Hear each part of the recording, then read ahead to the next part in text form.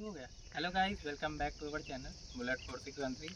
सो आज हम लोग के फ्रेम में आई है बुलेट 350। ये बटालियन ब्लैक मॉडल है। इसकी कीमत है ऑन रोड 1,96,97,000। जिसमें इसका एक्स शोरूम आता है 1,64,000 के आसपास, जिसमें कि आपका मोटा मोटा 15,000 से लेके 15,000 रुपये इसका आपका 15,000 का इसका RTO हो जाता है। RTO समथिंग 1600 कुछ का 10% RTO पड़ता है एक शोरूम का।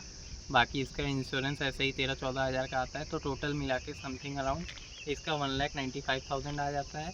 जिसमें कि आप लोग अगर एक्सटेंडेड वारंटी लेंगे, इसकी 5999 की एक्सटेंडेड वारंटी पड़ती है विद एक्सटेंडेड RSA, जो कि आपका 5 साल का हो जाता है। बाकी आपको वो लोग थोड़ा एसेसरी के लिए फोर्स करेंगे, तो इसमें एसेसरी आप दिखाइए आके। तो बेसिकली ये एसेसरी में आपका पहला सम्प गार्ड आ जाता है, जो कि इंजन प्रोटेक्शन कवर भी कहते हैं इसको। ये सबसे नीचे है। इसकी कॉस्टिंग आती है 2900 समथिंग। और फिर आता है आपका ये लेग गार्ड, जो कि 3,000 का कंपनी से मिलता है। बाहर से आपको समथिंग यही 1600-1700 का पड़ जाता है। बाकी जो इसका नीचे का इंजन गार्ड है, ये कंपनी से लगवाना ज़्यादा बेटर रहता है, क्योंकि बाहर वाले वाइब्रेट या तो ये सब करने लगते हैं। तो बेसिकली ये सबसे बेस्ट रहता है। बाकी आप लेग गार्ड बाहर से लगवा सकते हैं, कोई दिक्कत नहीं। और बाकी गाड़ी में कुछ ऐसी नीड तो नहीं है लगवाने की। एज अ रॉयल इनफील्ड 350 में बटालियन में ये पूरा लोही का आता है। तो बेसिकली इसके ऊपर मैंने ये फोम का चढ़वा लिया कि पकड़ने में सॉफ्ट रहे। बाकी ये सीट कवर लगवाया था मैंने, इसकी नॉर्मल सीट देखा ही है आपने। ये बाकी इसकी जो बटालियन ब्लैक में सबसे मेन चेंज, जो मेजर चेंज है नॉर्मल बुलेट से, वो है इसकी बैकलाइट। उसकी बैकलाइट जो है वो नॉर्मल क्लासिक वाली आती है, जिसमें गोल गोल वाला हेडलैम्प रहता है, ये गोल रहता है। बाकी और जो चेंज है दूसरी वाली बुलेट में, वो है कि इसमें जो पीछे ये है नॉर्मल ड्रम ब्रेक है विद RFT सेंसर। ये RFT सेंसर किस लिए है? RFT सेंसर इसकी मतलब कि जैसे कि बाइक को तेज ब्रेक मारा तो आगे उठे ना, उसके लिए RFT सेंसर होता है। बाकी आपका उसमें डबल डिस्क मिल जाएगी और डबल ABS के साथ।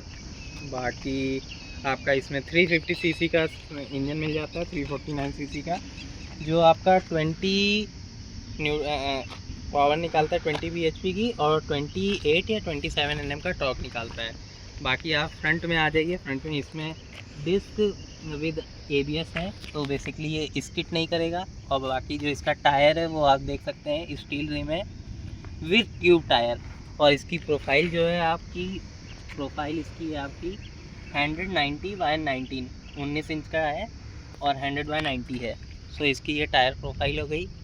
अब पीछे की टायर प्रोफाइल पे आते हैं। पीछे की टायर प्रोफाइल पे 120/80/18। तो आगे वाला देख सकते हैं आपकी 19 इंच का टायर है, और पीछे वाला 18 इंच का, और चौड़ा है ये टायर आगे वाले से। बाकी ये अक्टूबर मैन्युफैक्चरिंग की है, इसको अराउंड 8 मंथ हो गया है, और ये चल चुकी है ऑन एंड अराउंड, ये चल चुकी है 3721 3700 किलोमीटर चल चुकी है।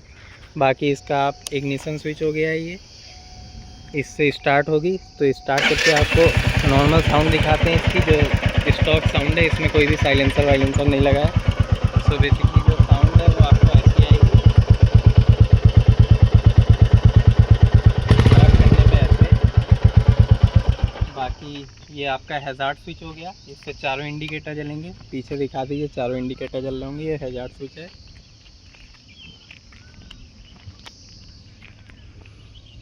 बाकी फिर आपका आता है इसमें पास वाला, ये आगे वाला जो पास अप डाउन और अपर डिपर पास। बाकी ये जो आई बटन है, इससे ये कंट्रोल होता है जो भी इसमें लिखा है। जैसे अभी देखिएगा मैं कर रहा हूँ, सो ये चेंज हो रहा है, ट्रिप 1 ट्रिप 2 टाइम, ये सब चेंज हो रहा है। बाकी इसमें हॉर्न आता है। बाकी ये इंडिकेटर का है, तो ये है। फिर इसमें चार्जिंग पोर्ट भी उसी साइड है, आपको दिखाते हैं चार्जिंग पोर्ट इसका।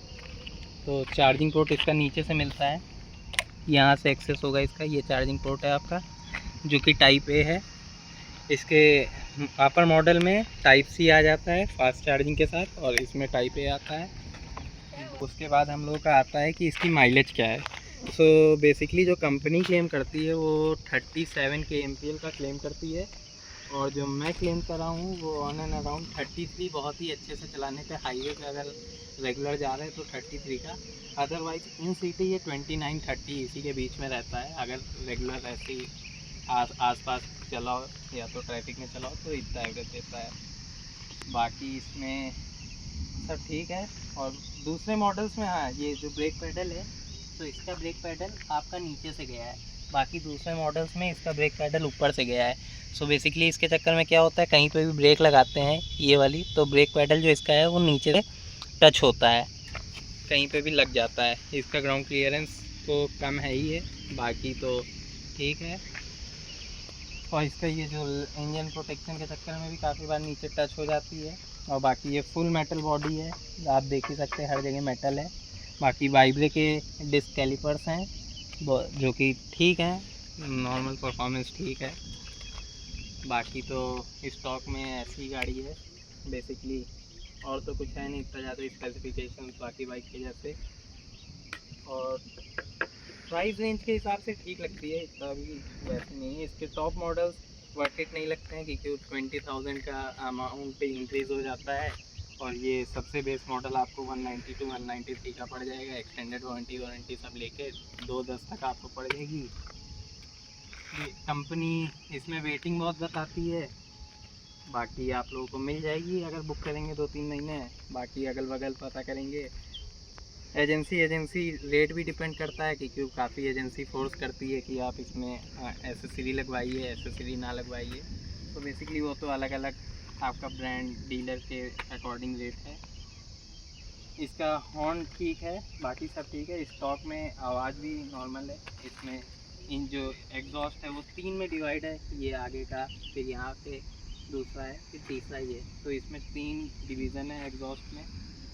बाकी इसमें जो सस्पेंसन है वो नॉर्मल जैसे बाकी में सस्पेंसन रहते हैं वैसे ही है। बाकी मेजर चीज़ें कवर हो गई हैं। सेकंड वीडियो में हम लोग इसका आगे का कवर करेंगे। बाकी आपको कुछ पूछना हो या तो कुछ हो तो कमेंट सेक्शन में बताइएगा, कमेंट सेक्शन में रिप्लाई करेंगे। और कोई दूसरी वीडियो चाहिए इस पे रिलेटेड तो वो भी बता सकते हैं आप।